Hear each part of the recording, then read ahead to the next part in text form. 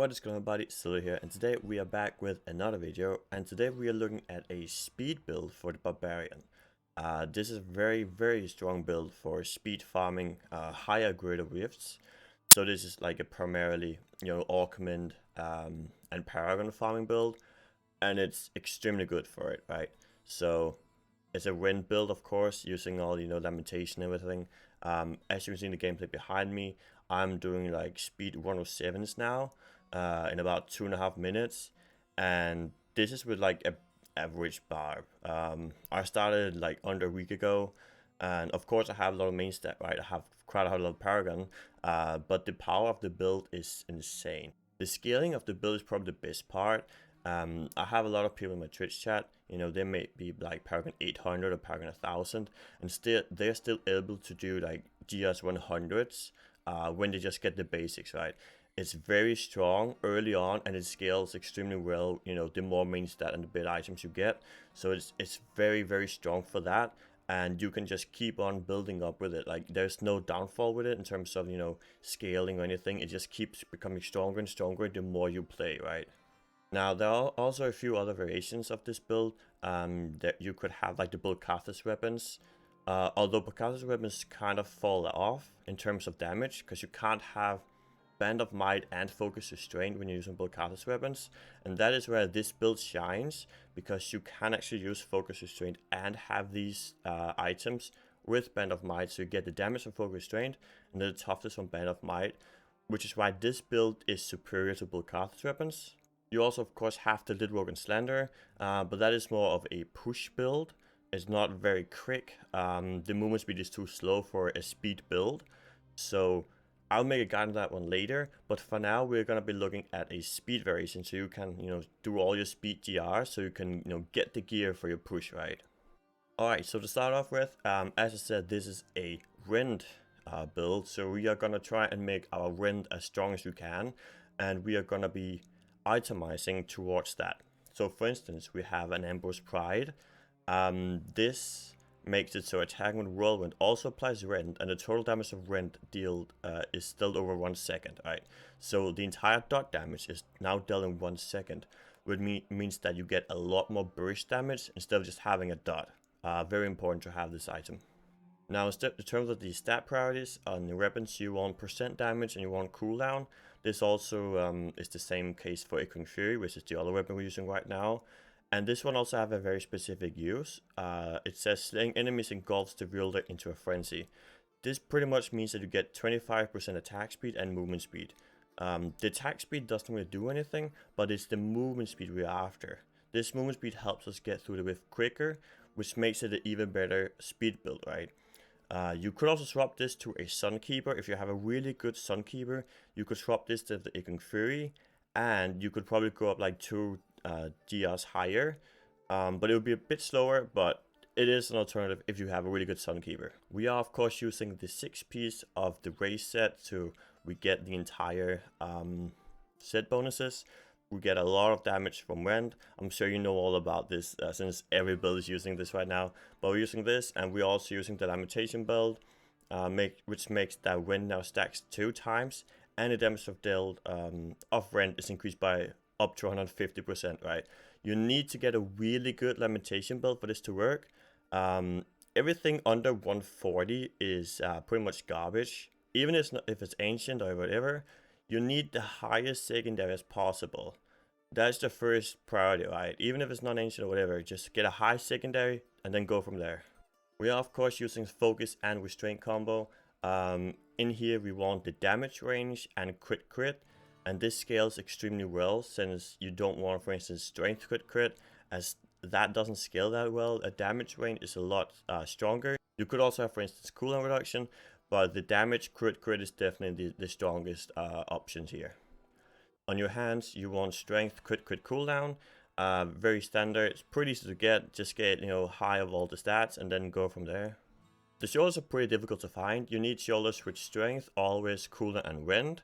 But when you start out, it is a fine alternative to have strength, vit, cooldown, and rend. But you need the cooldown and rend. Those are the primary stats. And then if you can get resistance as well, that is preferable. We also have the chest piece here. Don't need anything specific, just have, you know, strength, always, or vitality, and then the rend. The rend damage is the most important factor, right? Get the rend damage, get the strength, and then vitality or always, depending on what you can find. The helmet here, very easy to get. You just get a strength, vitality, and crit chance. You don't need anything else here, no whirlwind or anything, very easy to get. Now the braces are the Mortix brace, which makes that wrath gain the effect of every rune, right? So you gain every rune you have of Wrath the Berserker. This is a very, very powerful item, and you need to get this as soon as you can. And the stat priority is like physical, crit, and then strength, and then always or vid, but always is definitely the strongest, right? And we are also using a Scourge necklace here. Preferably you would have physical damage and then crit. I'm not currently here using an ancient one with a damage range crit, but an elemental damage with physical crit would be the better option. For gems, we are using the Molten Wildebeest Gizzard, we are using the Taeguk, and we're using Bane of the Trapped. So the Bane of the Trap is just a simple like damage multiplier. Taeguk gains increased damage and damage reduction for each stack of whirlwind because you are channeling it. So it gives a lot of damage when you get up to 10 stacks. And Molten Wildebeest is probably the most important one to know about. It makes it so when you're not having taken damage for 4 seconds, you gain a shield, an absorb shield for 200% of your total life per second, right? When you combine this with your Scourge necklace, this makes it so you don't drop your Scourge necklace as much as you previously would, right? Because the way Scourge necklace works is that if you have, let's say you have a certain amount of HP, if you drop just 1 HP, you lose all your stacks, right? So we don't want to drop HP, which means that we want to have a shield. Now, this Molten Wildebeest Gizzard gives us a big shield, and it also scales with all our damage reductions, right? So damage reductions from Ignore Pain, damage reductions from all resistance. Everything like that helps the shield become stronger, and the more you can give the shield, the stronger it will be, and the more Scourge uptime you have, which means you do more damage. Now, in terms of the skills, to start off with, we're using Breath of Berserker, and we're using Insanity. You don't really have to pick a rune, since you get all of them from Mortix Brace. It's a very, very strong item, or skill, I should say, and it gives you a lot of big buffs, damage, movement speed, damage reduction. Everything you could want in a build like this, you gain from this skill. Then we also have Ignore Pain, and we are here using Bravado. So Ignore Pain reduces all damage taken by 50%, and then we're using the Bravado rune, which gives us 40% increased movement speed while we have this active, right? So the damage reduction from this helps keeps our Scourge up, which means that we have more consistent and better damage. And then the Bravado rune is simply just movement speed to getting around the rift quicker, so we can complete all our GRs in the 2.5 to 3 minute mark.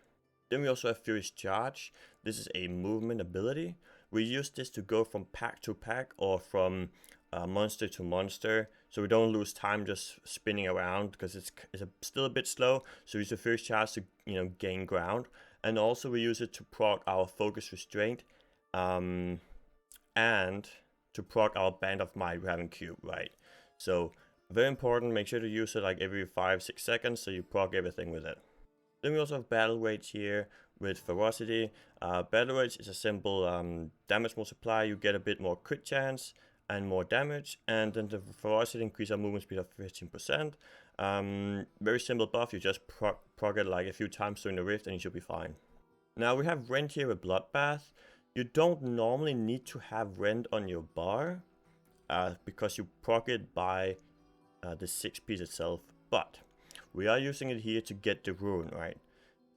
You wouldn't normally get the rune if you don't have it on your bar, so we want the rune Bloodbath here, which makes it so enemies explode and deal damage to everyone around it. This is a very, very strong rune for speeds, and so we are using this for this case right here.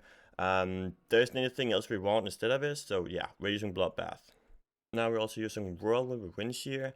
This is our spin. This helps us stack our Taeguk ability, or Taeguk gem, and we also use Winch here, right?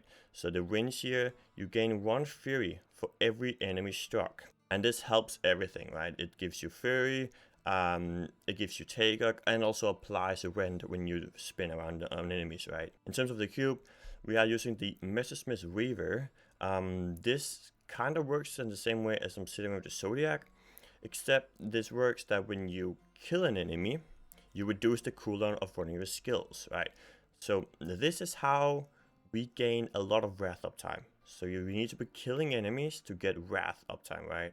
So using this weapon, we want to make sure we are killing a lot of enemies, and we don't want to be just stuck attacking big mobs, right? So a very good indicator of knowing if you're going too high of a DR is if you're killing enemies. Because if you're not killing enemies, you're not getting your Wrath uptime, which means that you're not doing a lot of damage. So you need to make sure you have full uptime of Wrath during the run, and you're using the Messersmith to help you with that.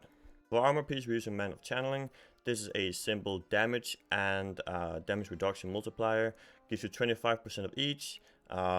Very common, very normal, very good. And we are of course using Band of Might here, which gives us a 80% damage reduction when we have used our charge for 8 seconds, right? This is a lot of your damage reduction. You could later on try and swap it out. I have tried it before, but you get very, very squishy. But if you had maybe like 30 or 40,000 main stat, I could see it be an option. But yeah, for now we're using it as very good damage reduction. In terms of our passives, we are using Ruthless, which makes it so we deal 40% additional damage to enemies below 30% health. This just helps us execute monsters, elites, and the Rift Guardian, so very strong. We also have Berserker Rage, which makes it so we deal 25% increased damage while we are near maximum fury. We are almost always near maximum fury because of Fury's Charge and Whirlwind. As long as you're hitting a few monsters, you will be at maximum fury, so it's just 25% increased damage almost all the time. And then we use a Brew of the Bulkathas. This just reduces the cooldown of your Wrath of the Berserker by 30 seconds. Very powerful. If you had a lot of cooldown reduction, you could swap this out. But for now, since I have opted for more of a damage build instead of cooldown, I need this, and you probably need it too, at least to start off with, but you could try and swap it out later if you wanted to. Then we also use some Rampage here. This is another just big damage passive.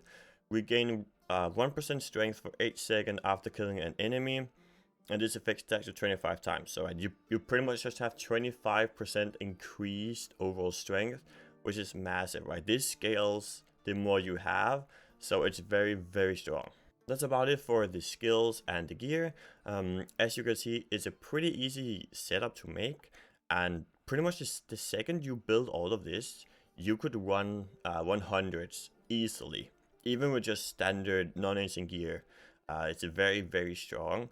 And then, you know, as I said before, it scales extremely well. So the more you gain of main stat, augments, ancient items, the stronger it'll become.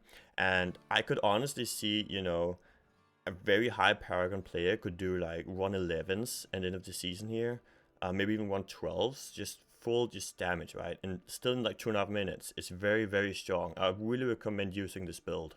Now there are a few downsides with this build, particularly some mob types. Since we are relying on our Messersmith to give us cooldown reduction to our Wrath, there are a few mob types, stuff like Dismembered Hulks, which have extremely high health and very low density.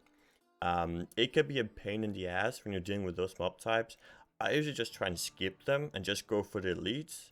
But it's very, very rarely you get those kind of maps, so still very strong. There's a few Rift Guardians you might have a bit of an issue with.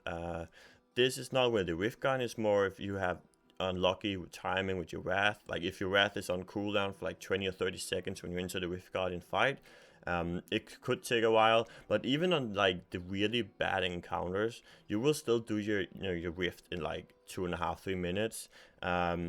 So even on the really bad ones, it will still be very, very strong. That's about it for this guide. It is a very, very strong build, and I could see myself at least running 110's in a few weeks into the season.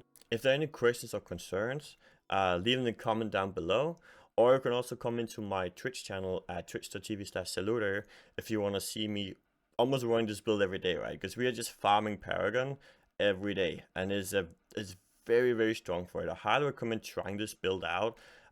since you gain the best of both worlds in terms of you have high movement speed and you have high damage. So I would definitely try this build out. And that's about it for this video. I hope you enjoyed it. Make sure to hit the like button if you did. And that's about it for me. Have a great one. Peace out.